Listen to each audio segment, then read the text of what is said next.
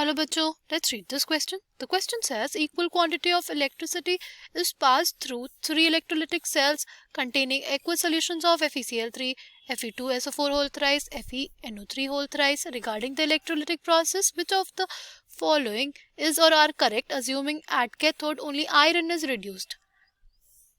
Option a है हमारे पास the amount of iron deposited in three cases equal. Option b the amount of iron deposited in ferric sulphate and ferric nitrate is equal. Option C है same gases evolved at anode in all three electrolytic processes.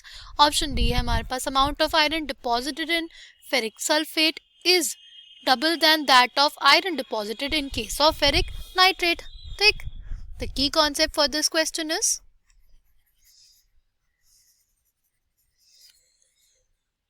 Faraday's first law of electrolysis. हमारे पास है Faraday's first law of electrolysis.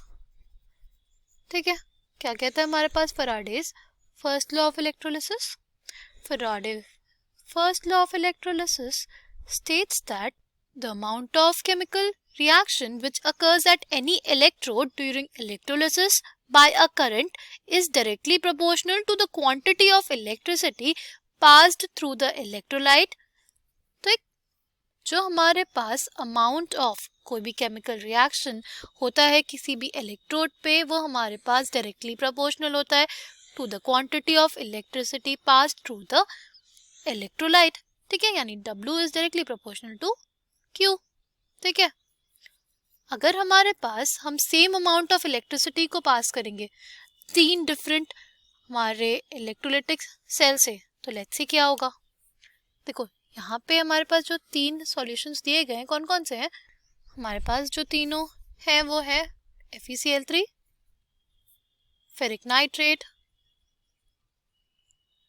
और ferric sulphate. ठीक, इन तीनों में हमारे पास जो आयरन की ऑक्सीडेशन स्टेट है ना, वो क्या है? इन तीनों में हमारे पास जो आयरन की ऑक्सीडेशन स्टेट है वो है +3. क्या है वो? हमारे पास है आयरन +3. तो एक मोल आयरन +3 रिड्यूस करने के लिए हमें जरूरत होंगी कितने? 3 मोल ऑफ इलेक्ट्रॉन्स की. ठीक है, एक मोल आयरन +3 को रिड्यूस करने के लिए हमारे पास जरूरत होगी 3 मोल ऑफ इलेक्ट्रॉन्स की. तभी हमारे पास क्या बनेगा? Fe solid. 3 मोल इलेक्ट्रॉन्स से हम लोग ये भी ले सकते हैं ना, 3 मोल इलेक्ट्रॉन्स का मतलब हमारे पास हो जाएगा 3 फराडे इलेक्ट्रिसिटी की. मतलब एक मोल Fe+3 के लिए हमें 3 फराडे इलेक्ट्रिसिटी की जरूरत पड़ेगी. ठीक, अच्छा अगर हमारे पास 1 फराडे इलेक्ट्रिसिटी रहती, तो हमारे पास कितना आयरन डिपॉजिट होता? तो हमारे पास 1/3 मोल्स ऑफ आयरन डिपॉजिट होगा हमारे कैथोड पे. ठीक, तो हमारे पास ये सारे केसेस में इक्वली अमाउंट हमारे पास डिपॉजिट होगी, क्योंकि सब में क्या आयरन की जो ऑक्सीडेशन स्टेट है +3 है, सबको 3 मोल इलेक्ट्रॉन्स या 3 फैराडे इलेक्ट्रिसिटी की ही जरूरत है. ठीक, तो हमारे पास इसमें जो हमारा पहला स्टेटमेंट है the amount of iron deposited in 3 cases is equal, ये करेक्ट हो जाएगा हमारे पास. फिर ऑप्शन बी है हमारे पास the amount of iron deposited in ferric sulphate and ferric nitrate is equal. ठीक है, ये भी स्टेटमेंट जो है हमारे पास वो करेक्ट है, क्योंकि हमारे पास फेरिक सल्फेट में और फेरिक नाइट्रेट में तो अमाउंट ऑफ आयरन जो डिपॉजिट हो रहा है वो इक्वल ही है. फिर अगर हम लोग बात करते हैं सी की, तो सी में ना हमारे पास क्या दिया हुआ है? सी में दिया हुआ है कि same gases evolved at anode in all 3 electrolytic processes. देखो हमें ये देखना पड़ेगा कि एनोड पे हमारे पास कौन सी रिएक्शन होगी. तो देखो एनोड पे बेसिकली हमारे पास क्या होगा? एनोड पे हमारे पास होगा वाटर का ऑक्सीडेशन. एनोड पे क्या होगा हमारे पास? एनोड पे हमारे पास होगा वाटर का ऑक्सीडेशन. अगर हमारे पास वाटर का ऑक्सीडेशन होगा तो हमारे पास उसकी जो रिएक्शन होगी वो क्या होगी?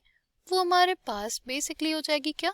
हमारे पास हो जाएगी 2H2O से हमारे पास मिलेगा O2 gases plus 4H plus 4 electrons. ये हमारे पास रिएक्शन होगी हमारे एनोड पे.